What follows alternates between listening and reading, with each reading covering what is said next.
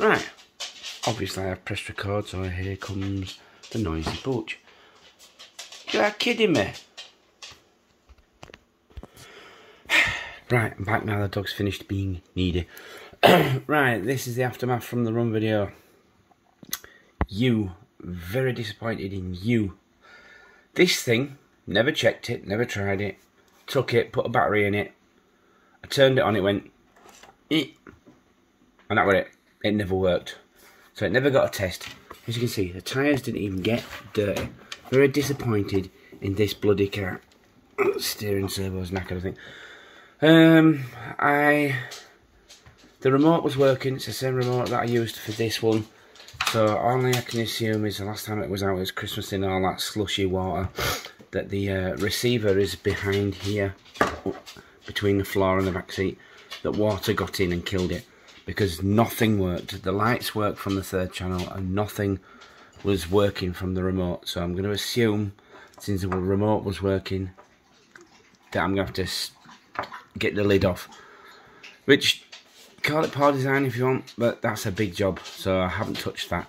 I've got some work I want to do in it, so I might as well do that while it's that. This puppy, this worked really well. It was just the batteries that let it down. These, to be honest, to be quite honest, I got these off of a guy called Scott Chadwick when I got the twin motors out of his e-Revo. He upgraded it to brushless and he had this system left over, so I bought the EVX2, the motors. By how much did he give me them? I can't remember if he gifted them to me. Oh, well, anyway, if he watches, he'll let me know. I got the two Titans, the EVX2 controller, and 4 battery packs. Now the other 2 were completely dead. They wouldn't even hold the charge of any sort. But these, when I tried them, I charged them up, and then about an hour later I took the car out in the garden. It went like a stormer.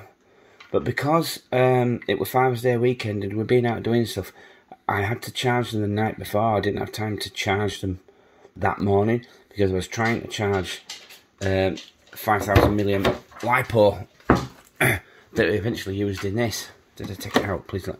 Oh, yeah. I'd left it in the car. So bloody dog's doing my head in. Hello. She's been sat on the sofa for 2 hours while we watched YouTube videos, and the minute I pressed record on this, she's up, patting around. You do like to be included, don't you? Anyway. Right, so, Emax worked perfectly, batteries failed. I blamed my daughter for this, but I've watched the footage back. I broke that. I drove it into a rock. It's a hard body. It's not going to survive a big rock. As I said in the last video, that body shell is coming off of that truck. I have a GMC top kick shell that I originally bought for this. I was going to turn it into a crawler when I saw the video. I was researching colour schemes for the top kick shell, see what looked good, and I kept seeing Transformers Ironhide replicas on an SX10 chassis, and I was going to do that, and I thought, I've got this, and I've got that, and I've got its big monster truck brother upstairs, and I've also got that little puppy, so I don't need any more crawlers. So I'm going to fit it to that, I think. We'll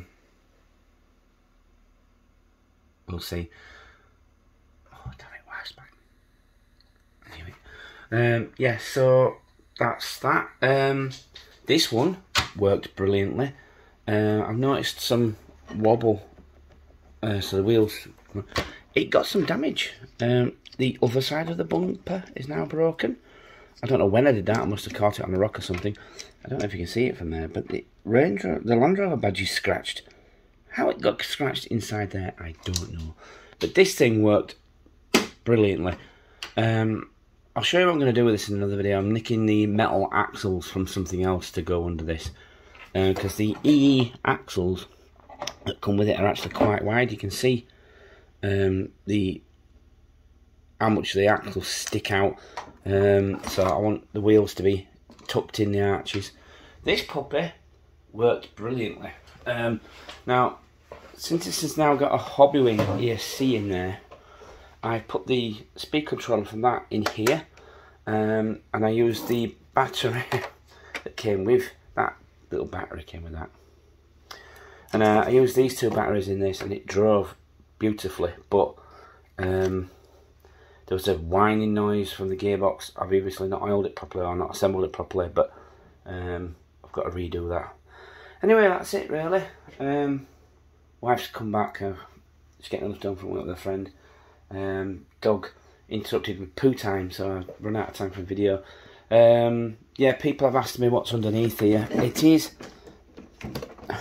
all original, with the exception of the ESC, the receiver, and it's actually running Traxxas Emax shocks that I had some left over.